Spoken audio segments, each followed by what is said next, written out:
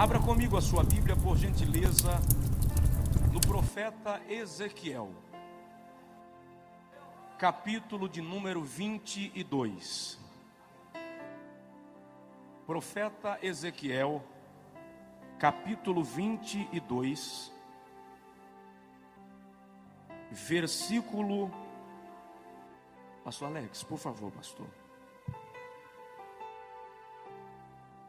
Ezequiel capítulo 22, versículo 30. Aí nos telões, diante dos telões, abra conosco também a sua Bíblia, por favor. Diz assim, Ezequiel 22, 30. E busquei entre eles um homem que tapasse o muro e se colocasse na brecha perante mim, por esta terra, para que eu não a destruísse, mas a ninguém achei. E busquei dentre eles um homem que tapasse o muro e se colocasse na brecha perante mim, por esta terra, para que eu não a destruísse, mas a ninguém achei. O tema deste congresso diz: produzindo por 1000 homens. Diz aí para o irmão do seu lado: você vai sair daqui para multiplicar.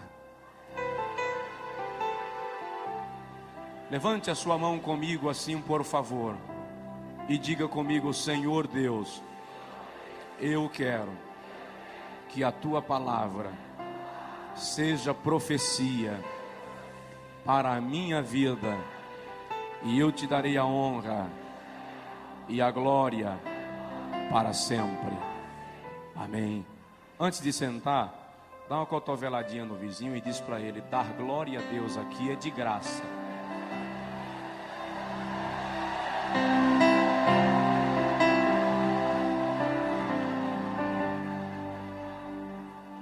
Pastor Alex, que esteve em contato comigo, pastor Germano, muito obrigado, amados. Deus abençoe. Ali, obrigado. Eu gostaria de, nesta manhã, refletir com os irmãos sobre o homem que Deus procura.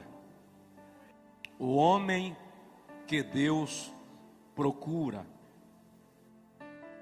O profeta Ezequiel exerceu o seu ministério entre os cativos de Judá, que estavam na Babilônia por conta dos pecados e falta de arrependimento da nação.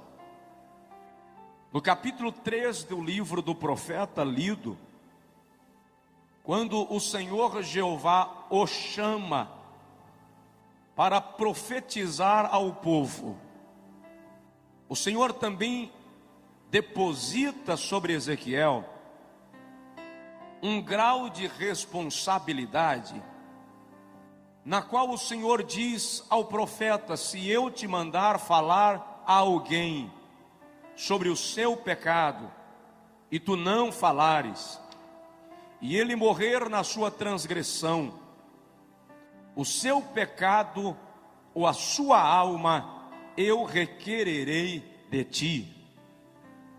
Mas se eu te mandar falar e tu falares, e o ímpio não se converter e morrer no seu pecado, dele próprio requererei a sua alma.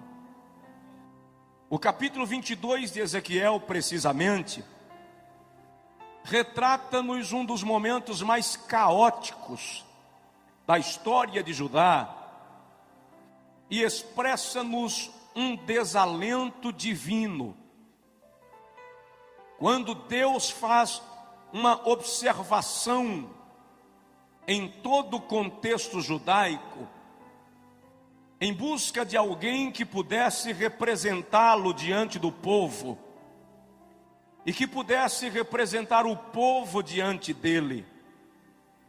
E o Senhor observa que toda a nação havia se corrompido. Filhos não obedeciam aos seus pais. Genros, noras, sogros e sogras já não tinham parâmetros morais. A nação estava completamente submersa na idolatria. As três principais classes de pessoas em Israel eram os reis, profetas e sacerdotes. E o Senhor foi à corte em busca de um rei, de um príncipe, de algum descendente da linhagem real, que pudesse representar o povo. Mas o texto diz que os príncipes estavam com as mãos manchadas de sangue, tomados pela violência, pela injustiça, pela corrupção. Então Deus deixa a corte e vai ao templo, em busca dos sacerdotes. Os sacerdotes eram representantes de Deus, ou representantes do povo diante de Deus. Mas o Senhor se surpreende quando observa que os sacerdotes também não eram fiéis. Eles ofereciam manjares detestáveis no altar de Deus. O seu sacrifício era rejeitado por Deus. Como os sacerdotes não estavam em condição de representar o povo na brecha, o Senhor então vai às montanhas em busca dos profetas. Enquanto os sacerdotes eram representantes do povo diante de Deus, os profetas eram representantes de Deus diante do povo.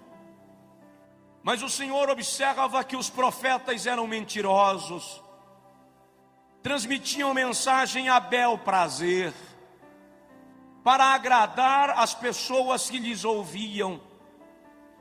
É quando o Senhor percebe que nem reis, nem sacerdotes, nem profetas estavam em condição, que ele cochicha com Ezequiel e lamenta, e diz: eu busquei entre eles um homem que tapasse o muro e estivesse na brecha perante mim por esta terra, para que eu não a destruísse, mas a ninguém achei. É uma tragédia quando o pecado, a corrupção, consegue se estabelecer no meio do povo de Deus, de tal forma que o Senhor não encontra ninguém capaz de interceder, de liderar um movimento de arrependimento e conversão, de conduzir o povo de volta ao avivamento. A igreja moderna está tendendo, está caminhando num rumo de secularismo, num rumo de vaidade e de pecado tão perigoso, que nós estamos começando a nos silenciar como aqueles homens de Judá. Só há uma diferença, é que naqueles dias o Espírito Santo não morava neles. O Espírito Santo vinha sobre eles e depois voltava. Hoje, porém, na dispensação da graça, o Espírito Santo está em nós. Outro dia eu ouvi um pregador dizer que se faltarem homens, Deus vai usar jumenta. Eu disse para ele: no Brasil jumenta não fala, porque Deus tem homens e mulheres comprometidos com Ele para profetizar a sua palavra. quando Golias desafiou a Israel para pelejar, em 1 Samuel capítulo 17, Golias disse: se houver em Israel um homem capaz de lutar comigo e vencer, eu e os filisteus seremos vossos escravos. Golias não estava desafiando uma nação, ele estava querendo um homem. Quando Charles Spurgeon pregava em Chicago, ele disse: o mundo ainda não viu o que Deus pode fazer por meio de um homem que entregar-se nas suas mãos sem reservas. Levantou-se um jovem do final do auditório, veio em direção ao pregador, de pequena estatura, rechonchudo, e ele disse ao pastor Spurgeon: eu quero ser este homem que o senhor acaba de falar.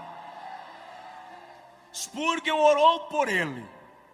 Dwight Lyman Moody é o nome daquele jovem que antes de morrer ganhou para Jesus mais de 1 milhão de almas.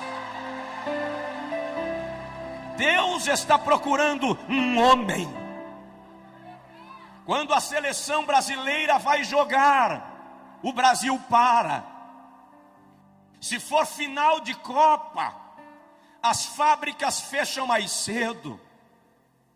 Na Copa lá do Oriente, quando os jogos eram transmitidos aqui pela madrugada, eu vi aeroportos lotados diante de televisores, terminais rodoviários, gente que não dormia de madrugada para assistir o jogo do Brasil.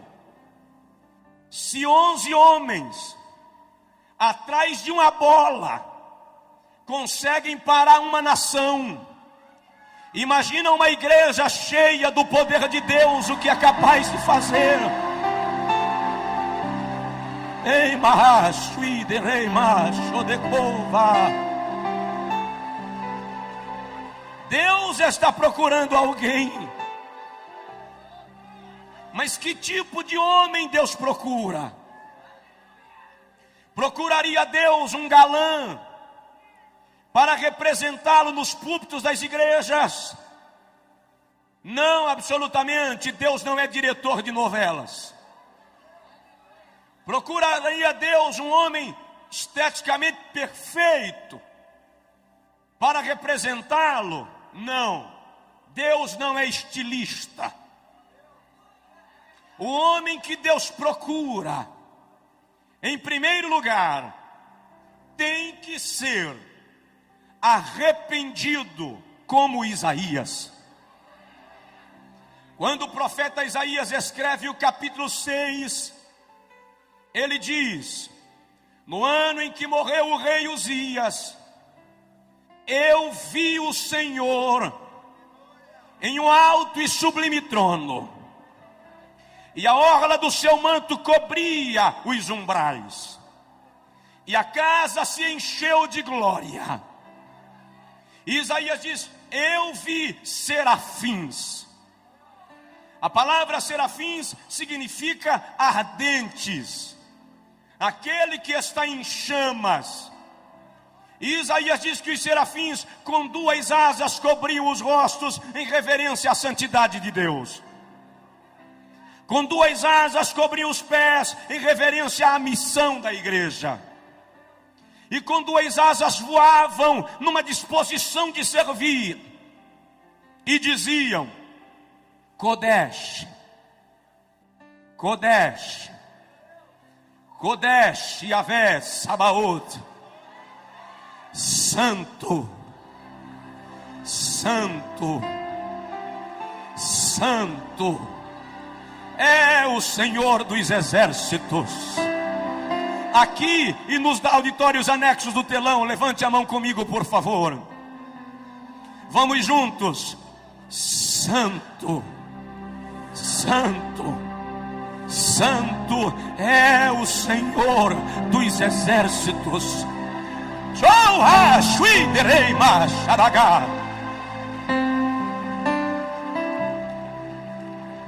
Quando Isaías viu aquilo, ele caiu e disse: ai de mim, que vou perecendo, porque eu sou um homem de lábios impuros, e habito no meio de um povo de impuros lábios, e os meus olhos viram o Rei, o Senhor dos exércitos. Quando ele prostra-se, ele vê que um anjo voa do altar com uma tenaz e uma brasa nela, e toca nos lábios do profeta, e diz: perdoado é o teu pecado e a tua iniquidade retirada. É aí que Isaías ouve o Senhor declarar: a quem enviarei? E quem há de ir por nós? Deus não pode usar um homem que não se arrepende. Sinceramente, querido, Deus não espera que você não peque. Deus não espera que você não falhe. Mas Deus espera que você não permaneça no pecado. Salmo 32:5, o salmista diz: confessei-te o meu pecado e a minha iniquidade não encobri. Salmos 66, 18 e 19, ele diz assim: se eu tivesse guardado o pecado no meu coração, o Senhor não teria me ouvido, mas graças a Deus que o Senhor atendeu a voz da minha oração.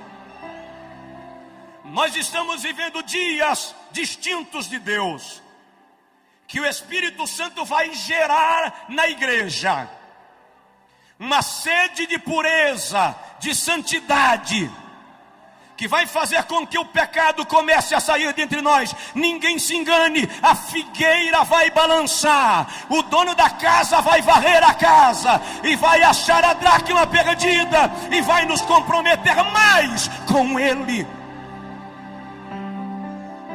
A Bíblia diz que há 2 advogados que trabalham 24 horas em torno do nosso nome.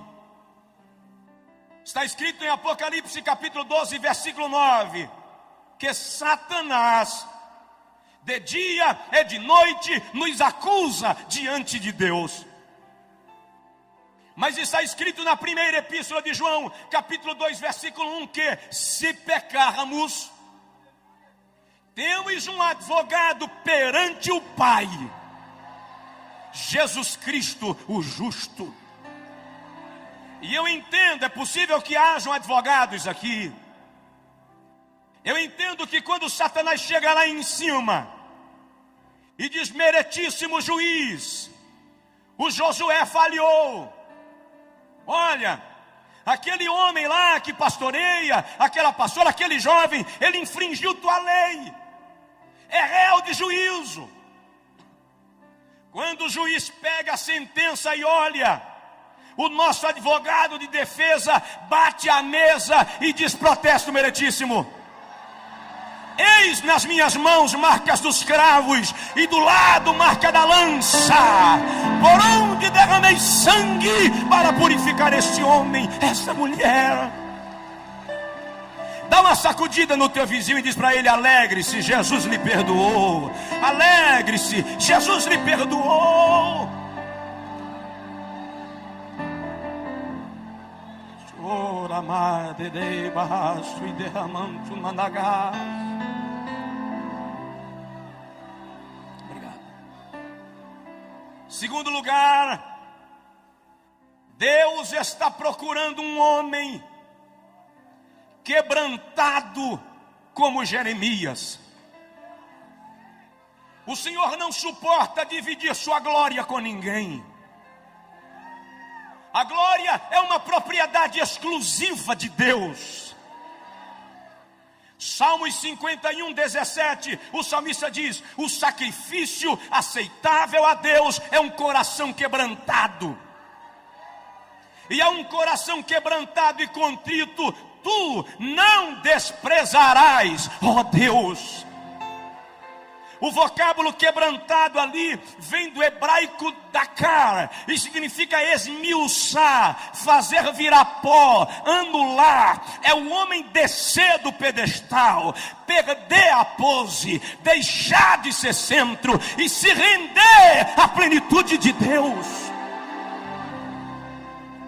Eu ouvi um dia um pregador dizer: levei Jeová no canto da parede. Quando ele terminou de pregar, eu falei com ele: você levou uma aranha. Jeová não vai ao canto da parede. Não vai. A Bíblia diz no Salmo 148 que ele chama as estrelas pelos nomes. A Bíblia diz em Isaías 40 que ele pesa os montes em balança penduradas em seu dedo. A Bíblia diz em Naum que as nuvens são a poeira dos seus pés. Em Jó 39, 27, ele diz assim: Jó, eu chamo os raios pelos nomes. Eles se apresentam a mim e dizem-me: eis-nos aqui. Quem sou eu para levar no canto da parede quem chama raio pelo nome, irmão? Nós temos aqui fazer como Jeremias. No capítulo 9, versículo 1, ele diz: quiçá, quem dera, minha cabeça se transformasse em águas, e os meus olhos em fonte de lágrimas, e eu choraria de dia e de noite os mortos da filha do meu povo. Deus está em busca de alguém que chore. Deus está em busca de alguém que derrame lágrimas. Só levamos o lenço para a igreja quando estamos gripados hoje em dia. Mas a vontade de Deus é que nos ajoelhemos para chorar na sua presença. Em Ezequiel capítulo 9, Ezequiel teve uma visão.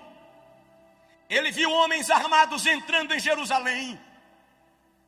E Ezequiel ouviu quando o Senhor disse aos homens armados: matem homens e mulheres, velhos e crianças, não poupem ninguém. E enquanto os homens entravam em Jerusalém, Ezequiel viu alguém aparecer com um tintureiro na mão. E Ezequiel ouviu quando o Senhor disse aos homens armados: parem, esperem, até que sejam marcados com tinta aqueles que ainda choram no meu altar, depois matai o resto. Deus quer alguém que chore na sua presença, alguém que derrame a alma, alguém que perca o sono de madrugada para chorar por alguma causa. Deus está querendo alguém que mais do que fazer graça se quebrante perante Ele, que mais do que falar de si próprio experimente seu poder. Você pode não ser um grande pregador, você pode não ser conhecido nem na tua igreja, mas se você chora, Deus conhece você, e isso é o que importa. Oh, aleluia! Está na hora de chorar. Diz aí para o irmão do seu lado: Deus está procurando quem chora.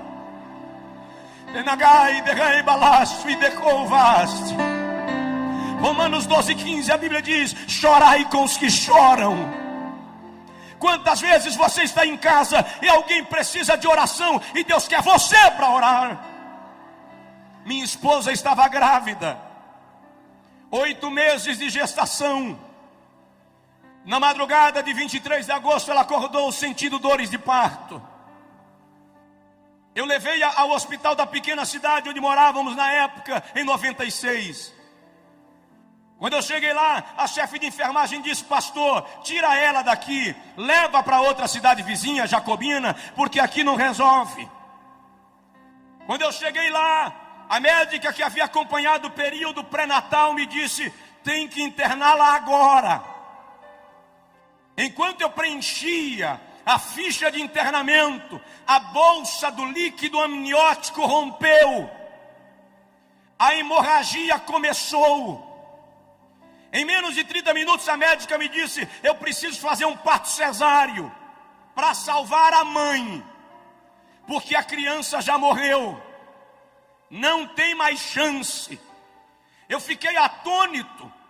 E ela disse para mim: você demorou a responder, já pensou na possibilidade de ficar viúvo? Eu disse para ela, com 22 anos, não. Fui para o carro que eu estava, ajoelhei no lastro e comecei a chorar. Enquanto eu chorava, eu disse a Deus: é a esposa e o filho, eu não aguento. De repente eu parei e disse para mim mesmo: eu não posso chorar agora, eu tenho que resolver. E eu voltei e disse à médica: faz o parto, mas faça o possível. É a esposa e o filho, é o fígado e o coração. Eu não tenho 2 de cada, só tenho 1. 11h30, minha esposa entrou no centro cirúrgico e eu não podia orar. Eu media os corredores da clínica, mas a 200 quilômetros, Deus levantou uma irmã que preparava o almoço e disse para ela: Deusa, deixa o almoço queimar e vai orar por Josué, porque grande é a luta. Eu disse para ela, depois que ela desobedeceu, Deus mandou ela deixar o almoço queimar, e ela desligou o fogo. Mas ela foi orar, e enquanto ela clamava, orava, o Senhor disse: clama, porque grande é a angústia. 2h25 da tarde, o Senhor falou com a irmã Deusa: levante, que eu já fiz o milagre. 2h30,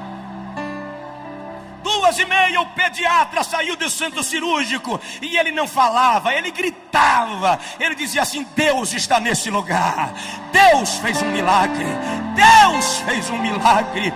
Eu perguntei: doutor, como é que está minha esposa? Ele me segurou e disse: eu estou te dizendo que Deus fez um milagre. A tua esposa está bem e o teu filho fora de perigo, porque Deus é fiel. Chora. Anteontem em São Luís, uma irmã me disse: pastor, já pensei 2 vezes em largar meu marido. Eu disse: não larga não. Ela disse: por que vocês só dizem não larga não? Eu falei com ela: porque chorar resolve. Chora na presença de Deus. Terceiro lugar, Deus está procurando um homem obediente como Abraão. Gênesis capítulo 12, versículo 1. O Senhor aparece a Abraão, e diz: sai-te da tua terra, da casa do teu pai, do meio da tua parentela, para a terra que eu haverei de te mostrar. E eu engrandecerei o teu nome, e te abençoarei, e tu serás uma bênção. E abençoarei os que te abençoarem, e amaldiçoarei aos que te amaldiçoarem, e em ti serão benditas todas as famílias da terra. Gênesis 12 diz: partiu, pois, Abrão conforme o Senhor lhe ordenara. Quer saber de uma coisa? O grande problema da religiosidade é que ela está formando crentes de sacrifícios e não crentes de obediência. Por qualquer problema, eu quero pagar o preço. Eu faço uma corrente de 7 semanas. Eu faço 7 vigílias. Por qualquer coisa, eu faço uma campanha de jejum. Não pelo prazer, pelo sacrifício. E depois tem irmão que diz assim: eu recebi porque paguei o preço. Se fosse para eu pagar o preço, o Calvário não existiria. Quem pagou o preço foi Jesus. Tu recebes pela graça. Eu não estou dizendo para você não jejuar, não. Jejue. Faça campanhas de oração, faça corrente, não tem problema. Mas não faça pelo sacrifício, faça pelo prazer de estar na presença de Deus. Faça pelo prazer de se comungar com Deus. O outro problema hoje é que muita gente que quer obedecer a Deus, está querendo garantias palpáveis, está querendo saber qual vai ser o retorno. E nesta noite eu quero lhe dizer, desta manhã, que Deus não dá garantias palpáveis a ninguém. Obedecer a Deus é questão de fé. Se você crê nele, Ele cuida de você. Dá uma olhadinha no teu vizinho e diz para ele: obedeça. Irmão, se Deus lhe mandar sentar, nem olhe se tem cadeira, sente. Se Deus lhe mandar ir, vá, porque Ele vai contigo. Homens obedientes como Abraão. Em quarto lugar, Deus está procurando homens, além de arrependidos como Isaías, quebrantados como Jeremias, obedientes como Abraão. Ele está procurando homens restaurados como Pedro. Não funciona, querido, maquiar a vida espiritual e se apresentar como se fosse teatro. A vida cristã não pode ser movida de atrizismo, de representação, de hipocrisia. A vida cristã não pode ser como carro velho, enferrujado, de pneu liso, motor batido, que você reforma a chaparia, pinta o carro, coloca pneu novo e deixa o motor queimando óleo. Eu posso até enganar você com a minha aparência, mas eu não poderei enganar aquele que conhece e sonda os corações dos homens. É por essa razão que Deus quer nos restaurar de dentro para fora. Eu lembro agora de um grande amigo de Jesus, Pedro.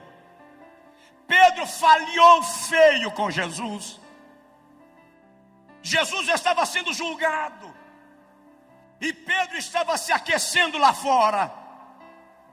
De repente alguém olhou para Pedro no meio do círculo e disse: você parece com o Nazareno. Pedro disse: nunca ouvi falar. Saiu para o vestiário. Quando chegou lá, a empregada de Pilatos, arrumando os armários, olhou para Pedro e disse: eu acho que já vi você andando com o Nazareno.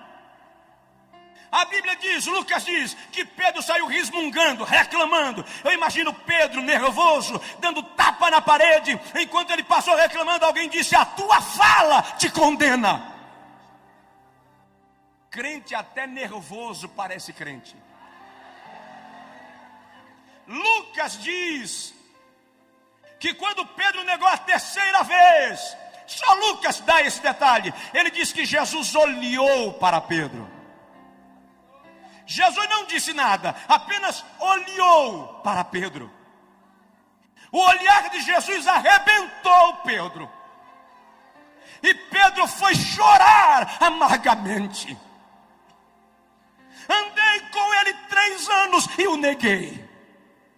Eu caminhei sobre as águas. Fui eu quem tirei a moeda da boca do peixe. Como é que eu posso ter negado? E Pedro chora. Mas Jesus ressuscitou. Ele não ficou no túmulo. Quando Jesus ressuscita, Marcos 16, as mulheres vêm, voltam correndo com a notícia, e Maria Madalena fica lá. De repente aparece o mestre e diz: Maria. E ela diz: Rabi, Rabone, Raboni, mestre, meu mestre, meu bom mestre.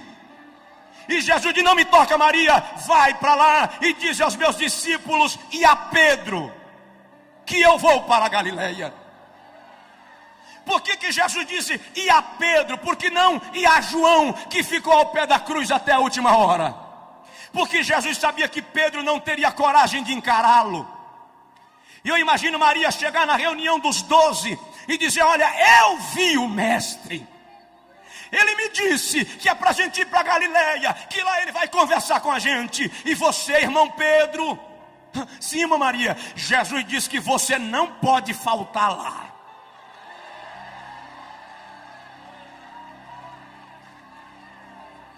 Em João capítulo 21, quando Jesus chega à beira do mar da Galileia, Pedro e João estavam pescando. Alguém gritou da praia: Pedro, João, é o mestre. João pulou dentro da água e veio em direção ao mestre. Pedro pulou dentro da água e se escondeu atrás do barco. Ele não tinha coragem de ver Jesus. Mas Jesus ficou lá fora comendo peixe com mel e esperando Pedro voltar. Quando começou a esfriar e Pedro não aguentou mais ficar lá, ele gritou: João, joga minha capa. Diz aí para o teu vizinho: Deus espera você. Ei, racho, leanda lagar. Tem gente que veio para esse congresso arrebentado por dentro, fragmentado. Deus estava esperando você aqui. Pedro saiu meio sem graça, não se envolveu com o grupo, ficou meio de fora. Todo mundo comia peixe. De repente Pedro se sente à vontade, vai lá, tira um pedacinho do peixe. Quando ele vai pegando, Jesus diz: Pedro, João 21:15. Pedro disse: sim, mestre, você me ama. Pedro para e diz: Senhor, eu gosto de ti. Na versão portuguesa está: eu te amo, mas o amor fileó é gostar. Jesus diz: tá, Pedro, come o peixe. Pedro come, se sente já meio à vontade, vai pegar de novo um pedacinho de peixe. Quando vai pegando, o mestre diz: Pedro, sim, senhor, você me ama, Pedro? Senhor, eu gosto muito de ti. Agapaó.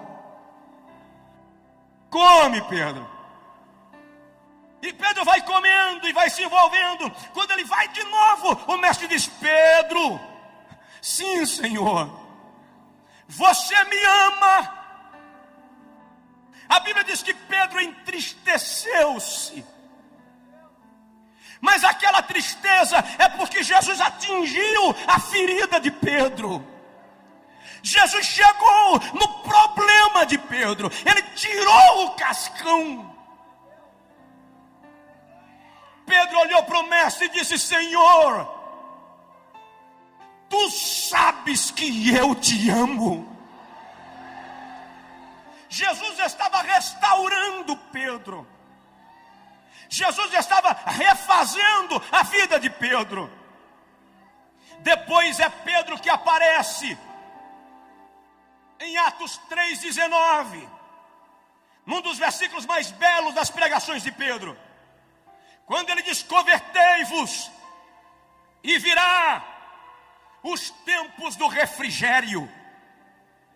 Tempo de refrigério no original grego é tempo de restauração. Deus não lhe chamou para viver despedaçado e no prejuízo da fé. Ele quer restaurar a tua vida. Deus quer restaurar as tuas emoções, curar a tua alma. Esposa, tu que viestes ferida e Satanás te convenceu que os homens são todos iguais, ninguém presta. Eu vim te dizer nesta manhã que o Espírito de Deus quer curar o teu coração. Ele quer te fazer voltar para casa abençoada. Levante a sua mão assim comigo, por favor, aqui nos telões, e diga comigo: Senhor Jesus, eu quero ser um instrumento de restauração. Se for possível, coloque a mão no ombro do irmão do seu lado, ou pegue na mão dele e dê uma palavra profética de vitória, de restauração, de milagre na vida desta pessoa, porque tu não vais sair daqui do jeito que viestes. É tempo de restauração. Deus está procurando homens restaurados. Deus está querendo mudar você. Oh, rai de coi de racho e de ramandagare bagai. Deus vai restaurar teu lar, restaurar tua família, restaurar a tua vida, quebrar as barreiras. Eu lembro agora de Jó, de como Satanás arrebentou com a vida de Jó. A Bíblia diz que as jumentas foram queimadas, as ovelhas foram queimadas, os jumentos foram levados pelos caldeus, os camelos pelos sabeus. Jó ouviu e não tem problema. Enquanto morre vaca, você recupera. Enquanto morre jumento, você recupera. Mas de repente alguém chega e diz: Jó, os teus filhos. Jó pergunta: o que tem os meus filhos? Satanás mexeu na vida de Jó onde não podia mexer, nos filhos. Olha Jó, eles estavam na casa do irmão mais velho. Veio um redemoinho com um terremoto e derrubou a casa. Os teus filhos morreram. Até ali Jó aguentou. Mas quando disseram: teus filhos morreram, não deu mais. Coração de pai e mãe não aguenta isso, irmãos. O texto da língua portuguesa diz que Jó prostrou-se a adorar e adorou. Mas não é só isso. O texto original é o seguinte: quando disseram teus filhos morreram, Jó caiu. Não é que ele prostrou-se para adorar, não. É que as pernas não se firmaram, não deu para ficar em pé. Ele desmaia. Quando Jó desmaia e alguém tenta reanimá-lo, Jó abre os olhos e diz: o Senhor me deu, o Senhor me tomou, louvado seja o nome do Senhor.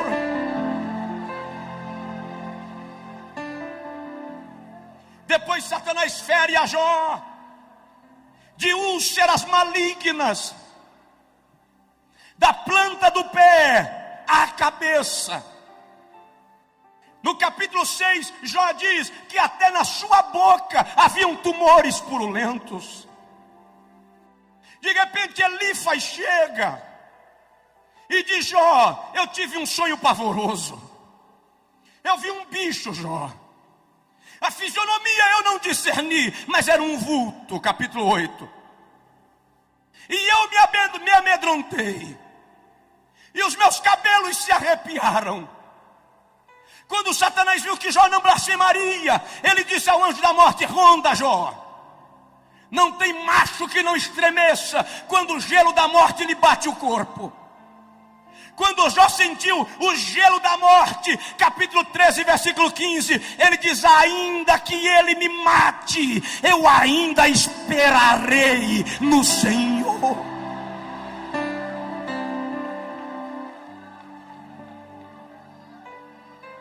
Os amigos de Jó chegaram e disseram: Jó, você pecou. Você deve ter feito algo grave para estar nessa situação. E eles começam a discorrer sabedoria. E o livro de Jó é um dos mais ricos em sabedoria e em ciência. Enquanto eles falam, Jó olha para eles e diz: vocês são inteligentes. Vocês sabem de muitas coisas. Mas eu sei de uma que vocês não sabem. Jó, nessa situação, você consegue saber de quê? Eu sei que o meu Redentor vive, e um dia ele se levantará sobre a terra. Dá uma sacudida no teu vizinho e diz: o Redentor se levantou para você. O Redentor se levantou para você. O Redentor se levantou para você. Eu já vou terminar. Oh, abagamamama, suite plas. Sabe de uma coisa que eu quero citar nesta manhã, que não estava naquilo que eu planejava, mas me veio agora. Diz aí para o seu vizinho: Satanás não pode tocar em você. Mas ele tocou em Jó, pastor. Vou lhe mostrar que ele não pode tocar em você. Eu li o livro de Jó versículo por versículo. Estudei versículo por versículo. Eu queria entender por que Deus permitiu aquilo. Eu observei, por exemplo, que por 33 vezes Jó pergunta a Deus por quê. Nem ele entendia. Por 16 vezes Jó lamenta o seu estado. No capítulo 16 ele diz: a minha face está inchada de chorar a falta daqueles que rodeavam a minha mesa, os filhos. No capítulo 11 ele diz: a minha pele se me apega ao corpo, porque aqueles que alegravam a minha casa já não estão comigo.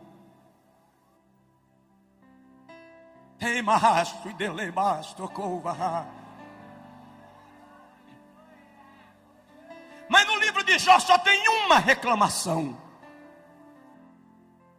Está no capítulo 9, versículo 33. Quando Jó diz: se eu tivesse um árbitro, se eu tivesse um intercessor, se eu tivesse um sacerdote que julgasse a minha causa diante do Todo-Poderoso, eu não estaria assim. Jó sentiu falta de quem? De Jesus. Jó sentiu falta de Jesus. Em Lucas 22, 31, Jesus chega para Pedro e diz: Pedro, Satanás pediu ao Pai para te peneirar como trigo. Como se dissesse: Satanás quis fazer com você o que fez com Jó, mas eu roguei ao Pai por ti, para que a tua fé não desfaleça. Quer saber de uma coisa, pastores?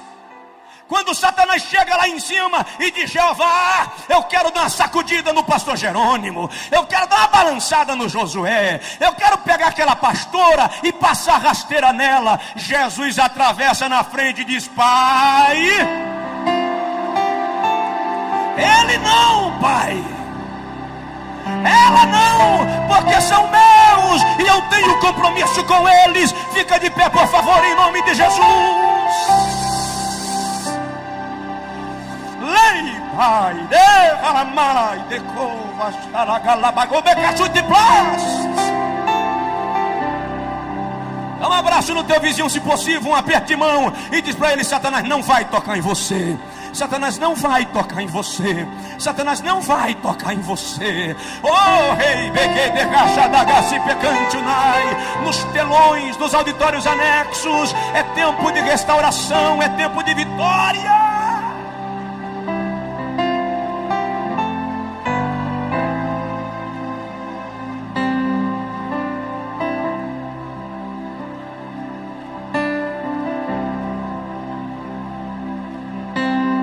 Terminar.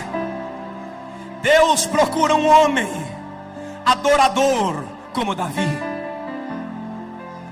Diz aí para o teu vizinho: a tua vida tem que ser uma adoração. Deus está procurando alguém que o adore. A Bíblia diz que o Pai procura verdadeiros adoradores que o adorem em espírito e em verdade. Eu não vou tomar mais tempo nesse tópico da mensagem, porque eu quero orar com você. Mas adorar é mais do que levantar a mão. Adorar é mais do que dançar. Adorar é mais do que pregar. Adorar é proskeneu, submeter-se, prostrar-se e homenagear. A minha vida tem que ser uma homenagem a Deus. O meu dia a dia tem que ser uma homenagem a Deus. Você não adora só quando está na igreja. Você adora quando paga suas dívidas. Você adora quando sai com a tua esposa. Você adora quando brinca com teu filho. Você adora na maneira de se vestir. Você adora na maneira de falar. Você adora porque Deus é digno de adoração. Sabe o que eu lembro agora? Apocalipse 4:8. João diz que 4 seres viventes do lado do trono dizem: Santo, Santo, Santo é o Senhor Deus nosso, o que era, o que é e o que há de vir. Quando eles terminam, a Bíblia diz que os 24 anciãos lançam suas coroas diante do trono e dizem: digno de receber honra, glória, louvor pelos séculos dos séculos. Quando eles terminam, a Bíblia diz que vem um coral de anjos, formado por miríades de miríades e milhares de milhares. E eles tomam as suas harpas e começam a dizer: digno é o Cordeiro de receber a honra e a glória e a majestade pelos séculos dos séculos. De repente João presencia o maior coral da história. Ele diz: toda criatura no céu e na terra e debaixo da terra começa a cantar e dizer: ao que está sentado no trono e ao Cordeiro seja o louvor e a honra e a glória pelos séculos dos séculos. De mão levantada, por favor, aqui e nos 6 auditórios anexos pelo telão. Meu Pai, em nome de Jesus, eu quero te pedir agora a evidência da palavra que preguei. Preguei a tua palavra, Senhor, e eu quero a evidência dela nesse lugar, nesse auditório e nos 6 auditórios anexos. Eu peço agora um manto da tua plenitude estendido aqui. Eu quero crentes sendo curados, sendo batizados, sendo restaurados, sendo completamente abençoados. Eu vou contar até 3 e Deus vai mandar um vento da plenitude. O ruach de Deus vai soprar aqui. Em nome do Pai. 2, em nome do Filho. 3, em nome do Espírito Santo. Receba agora uma descarga do poder de Deus.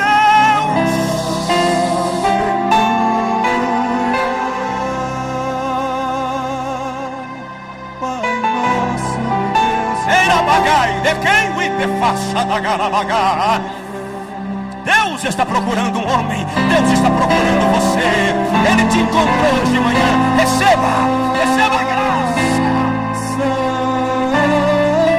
Louve, adore, adore, adore. Adore, adore, adore, adore. Adore. Adore, adore, adore. Adore, apenas adore. Apenas adore, apenas adore. Tem gente que não está aguentando o poder de Deus, está ajoelhando,